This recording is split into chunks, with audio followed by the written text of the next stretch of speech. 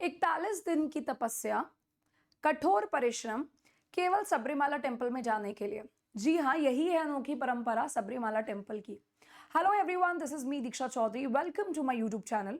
और यहाँ पे इस वीडियो में क्रिस्प मैनर में बहुत आसान शब्दों में मैं आपको ये समझाने वाली हूँ कि सबरीमाला टेम्पल से रिलेटेड क्या ऐसी परंपराएं हैं जो बार बार कंट्रोवर्सी में जो है वो आती हैं, बार बार डिस्कशन का मुद्दा बनती हैं।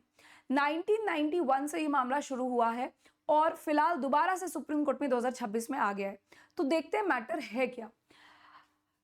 बहुत इंटरेस्टिंग मैटर है, एंड तक बने रहिए सब पूरे मैटर को जानने के लिए। सबसे पहले देखते हैं सबरीमाला टेम्पल क्या है, कौन से भगवान इसमें जो है विराजमान है और क्या मान्यता है।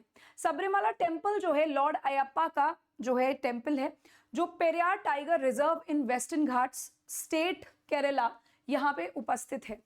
अब ये जो सबरीमाला टेम्पल है, अगर किसी भी डिवोटी को सबरीमाला टेम्पल विजिट करना है तो 41 डेज का परिश्रम और प्योरिटी के थ्रू पेनेंस जो है वो गुजारना पड़ता है। यानी सारे जितने भी प्लेजर्स होते हैं, वर्ल्डली प्लेजर्स होते हैं, वो गिव अप करने पड़ते हैं आपको 41 डेज के लिए। हर तरीके से आपको जो है टोटली जैसे हम बोलते हैं त्याग करना, हर चीज का, हर मन में चलने वाली प्लेजर्स का, उत्तेजनाओं का, हर चीज का टोटली आपको जो है क्या करना है, यहाँ पे गिव अप करने हैं, रिनाउंस करने हैं। यहाँ पे जो लॉर्ड अयप्पा हैं, इसके पीछे का रीजन ये है कि जो लॉर्ड अयप्पा हैं वो एक सेलिब्रेट डिटी हैं, जिनको हम बोल सकते हैं कि ब्रह्मचार्य का पालन करते हैं, सेक्सुअल प्लेजर से बहुत ज्यादा दूर। देयरफॉर यहाँ पे जो महिलाएं हैं जिनकी आयु 10 से 50 साल की हैं, उनका पर्टिकुलर एंट्री बिल्कुल प्रोहिबिटेड थी। अब ऐसा क्यों है? क्योंकि हम नहीं चाहते कि ऐसे भगवान के मंदिर में कोई भी मेंस्ट्रुएटिंग महिला जाए। महिला जो अपनी माहवारी अभी गुजार रही है वो इस टेम्पल में जाए, यहाँ पे हम नहीं चाहते हैं, क्योंकि हमारे जो है केरला में जो लोग हैं उनके सेंटिमेंट्स हैं, ऐसे बिलीव्स हैं, कस्टम्स हैं ऐसे जो पुराने बहुत समय से चलते आ रहे हैं। लेकिन अब देखिए, ये तो पता नहीं किया जा सकता है कि कौन सी महिला को कब मेंस्ट्रुएशन हो रहे हैं, इसीलिए कंप्लीट बैन लगा दिया गया है 10 से 50 साल की महिलाओं के लिए। अब सबसे पहले जो मैटर है वो 1901 में इमर्ज हुआ था। केरला हाई कोर्ट में जो है एक पिटिशन दर्ज करी गई थी। केस का नाम देखिए, S Mahendran versus the secretary Travancore, जहां पे बोला गया कि ये जो महिलाओं का एक्सक्लूजन है, आप महिलाओं को एंट्री नहीं दे रहे हैं कोर्ट में, वो किसी भी तरीके से गैर संवैधानिक नहीं है। इसके पीछे रीजंस हैं और जस्टिफाइड रीजंस हैं, इसीलिए ये जो एंट्री पे बैन है वो बिल्कुल ठीक है। इसके बाद 2006 में इंडियन यंग लॉयर्स एसोसिएशन ने एक जनहित याचिका यानी पब्लिक इंटरेस्ट लिटिगेशन फाइल करी सुप्रीम कोर्ट ऑफ इंडिया में। इन्होंने ये बोला कि केवल महिलाओं की एंट्री को वर्जित करना, रोकना, ये गलत है, क्योंकि आर्टिकल 14 हमारे भारतीय संविधान का ये बात करता है कि सभी को समानता का अधिकार मिले, right to equality for everyone, and this is a fundamental right. ठीक है। इसके अलावा एक और आर्टिकल है, आर्टिकल 25, जो धर्म का अधिकार सबको देता है, राइट टू रिलीजन। अब ये दोनों आर्टिकल्स जो हैं वो डायरेक्टली वायलेट होते हैं अगर हम महिलाओं को लॉर्ड अयप्पा के दर्शन नहीं करने दे रहे हैं तो यहाँ पे ये पर्टिकुलर PIL जो है सबमिट करी गई। सुप्रीम कोर्ट ने जो है ये पिटिशन को पर्टिकुलर एनालाइज किया, लेकिन उससे पहले हमारे लिए ये दो रूल्स और एक्ट समझने जरूरी हैं। सबसे पहले तो देखिए, ये बोर्ड है ट्रेवेंकोर देवासम बोर्ड। ये पर्टिकुलर बोर्ड 1950 के एक एक्ट के द्वारा स्थापित है, स्टैब्लिश्ड है।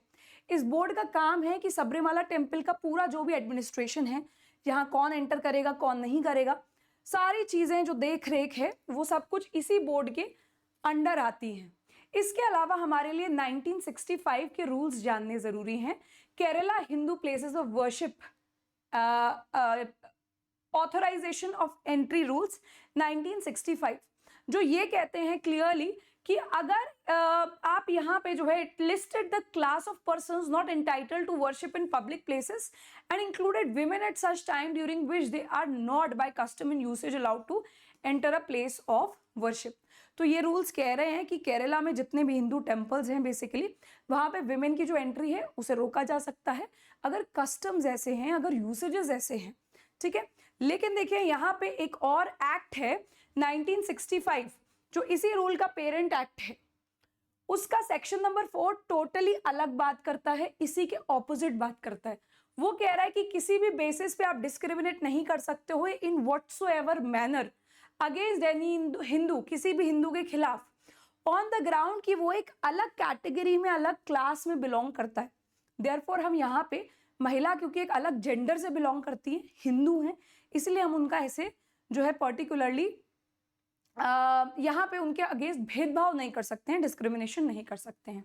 अब ये दोनों एक्ट्स और रूल्स को देखते मद्देनजर रखते हुए सुप्रीम कोर्ट ने PIL यहाँ पे एक्सेप्ट कर ली और 2006 में सारे जो भी यहाँ पे पर्टिकुलर स्टेक होल्डर्स थे, जितनी भी पार्टीज थी, उनको नोटिसेस इशू कर दिए।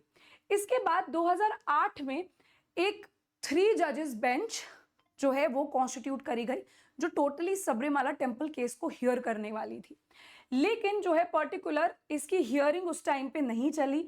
The matter was next heard 7 years later, 7 साल बाद इसकी हियरिंग हुई 2016 में। और यहाँ पे 3 जजेस बेंच ने अपना इंक्लिनेशन जताया कि भाई देखिए, ये जो सबरीमाला टेम्पल में विमेन एंट्री को रिलेटेड सवाल है, वो एक संवैधानिक मैटर है, that is a constitutional matter. और आर्टिकल 102 कहता है ऑफ द इंडियन कॉन्स्टिट्यूशन, 142 कहता है ऑफ द इंडियन कॉन्स्टिट्यूशन कि अगर कोई भी संवैधानिक मामला एग्जिस्ट करता है तो उसकी हियरिंग के लिए कम से कम 5 जजेस होने जरूरी हैं। Therefore, the matter was referred to a 5 judges bench in 2017. The 3 judges bench composed of CJI, Deepak Mishra, Justice R. Bhanumati and Ashok Bhushan ordered a 5 judge constitution bench pass the judgment on this particular case. अब यहाँ पे ये जो 5 जजेस bench थी, बहुत interesting रहा था इस पर्टिकुलर डिसीजन का जानना और उस टाइम पे आना, क्योंकि इस 5 जजेस डिसीजन में मेजॉरिटी ओपिनियन यही था कि महिलाओं की जो एंट्री है, जो प्रोहिबिटेड है, वो सही नहीं है, वो संविधान के खिलाफ है, अनकॉन्स्टिट्यूशनल है, गैर संवैधानिक है। इसीलिए महिलाओं को भी एंट्री कराने चाहिए इस पर्टिकुलर टेम्पल में, सबरीमाला टेम्पल में। लेकिन केवल एक ही महिला जज इस पर्टिकुलर बेंच में थी, जो थी जस्टिस इंदु मल्होत्रा। यहाँ पे जस्टिस इंदु मल्होत्रा केवल ऐसी जज थी जिन्होंने अपना डिसेंडिंग ओपिनियन दिया, माइनॉरिटी ओपिनियन दिया, और 4:1 के पर्टिकुलर जजमेंट, इस पर्टिकुलर रेशियो से जजमेंट पास करी गई, जहां पे बाकी जजेस चीफ जस्टिस मिश्रा, नरिमन और DY चंद्रचूड़ एंड खनविलकर जी ने सबने अपना मेजॉरिटी ओपिनियन जताया। लेकिन इंदु मल्होत्रा का जो है डिसेंडिंग ओपिनियन आया था। एक बार इंदु मल्होत्रा की बात जरूर सुन लेते हैं सबसे पहले, because she is a women and she dissented on this opinion. Let us see why this is interesting. इन्होंने बोला, observe that in a secular polity, एक सेक्युलर पॉलिटी में it is not for the courts to determine which of these practices of faith are to be struck down. किसी भी particular religious activity में यहाँ पे secular polity में हम जजेस या जुडिशरी कौन होती है यहाँ पे डिटरमाइन करने के लिए कि कोई रूल सही है या गलत है। अब किसी का कोई भी कस्टम फॉलो कर रहा है, जुडिशरी को उसमें इंटरफेयर नहीं करना चाहिए, भले ही विमेन अगर प्रोहिबिटेड हैं। एंड सेकेंडली, विमेन ने यहाँ पे PIL फाइल भी नहीं करी है, it is the young advocate association जिसने PIL फाइल करी है। और दूसरी बात, जब तक महिला या किसी और ग्रुप के साथ बहुत ज्यादा जागती नहीं हो रही है, यहाँ पे ऑपरेशन, दबाव नहीं पड़ रहा है, उनके अगेंस्ट कोई सोशल प्रैक्टिस फॉलो नहीं कर रहे जैसे सती, हम लोगों को, जुडिशरी को इस मैटर में, ऐसे मामलों में बिल्कुल नहीं इंटरफियर करना चाहिए, क्योंकि उससे फ्रीडम ऑफ रिलीजन जो है उसको हार्म पहुंचेगा। लेकिन देखिए यहाँ पे जो है हमारा जो मेजॉरिटी ओपिनियन था वो यही था कि सबरीमाला में exclusion of women violated the particular right of these women जिनकी एज 10 से 50 ईयर्स तक की है। इन्होंने बोला, Lord Ayyappa were not separate religious denomination. Lord Ayyappa के जो भी फॉलोअर्स हैं, जो भी इन भगवान में बिलीव करते हैं, वो सेपरेट रिलीजियस डिनोमिनेशन नहीं है, इसीलिए उनको अपना अलग से कोई कस्टम या प्रैक्टिस फॉलो करने का जो है यहाँ पे फ्रीडम नहीं है, फंडामेंटल फ्रीडम नहीं है। ऑनरेबल जस्टिस DY चंद्रचूड़ जी ने ये भी कमेंट किया कि यहाँ पे right against untouchability is vast. उन्होंने अनटचेबिलिटी के एम्बिट्स को भी यहाँ पे इंक्लूड किया, आर्टिकल 17 के एम्बिट्स को इंक्लूड किया और बोला includes any kind of social exclusion based on notions of purity. ठीक है, अनटचेबिलिटी का मतलब इन्होंने बोला कि इफ आप किसी पर्सन को एक्सक्लूड कर रहे हो ये बोल के कि ये प्योर है या नहीं है इस पर्टिकुलर सिचुएशन में, तो भी आप अनटचेबिलिटी जो है वो एक्सरसाइज कर रहे हैं। ठीक है, देयरफॉर यहाँ पे मेजॉरिटी ओपिनियन इसी फेवर में था कि ये जो सबरीमाला टेम्पल में विमेन की एंट्री है from 10 to 50 years of age, that should be permitted. But nonetheless अब देखिए जब ये जजमेंट आया 2018 में, उसके अगले साल ही बहुत सारी ढेर सारी PILs दोबारा जो है यहाँ पे फाइल होने लगी सुप्रीम कोर्ट में and supreme court has clubbed all the PILs and started hearing the decision again.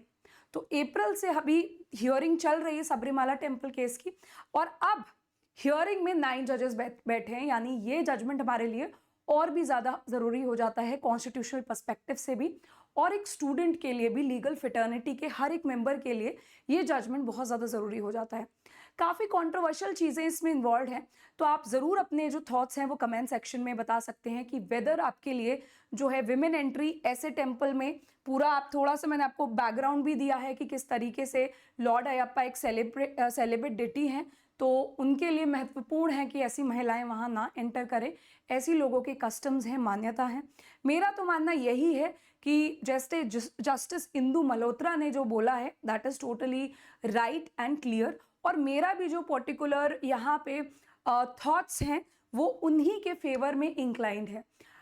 जो गवर्नमेंट ऑफ इंडिया अभी फिलहाल अपने आर्ग्यूमेंट्स कोर्ट में लेके आ रही है वो ये भी कह रही है कि यार PIL as a concept in totality इसको आप बंद कर दीजिए, इसको आप खत्म कर दीजिए।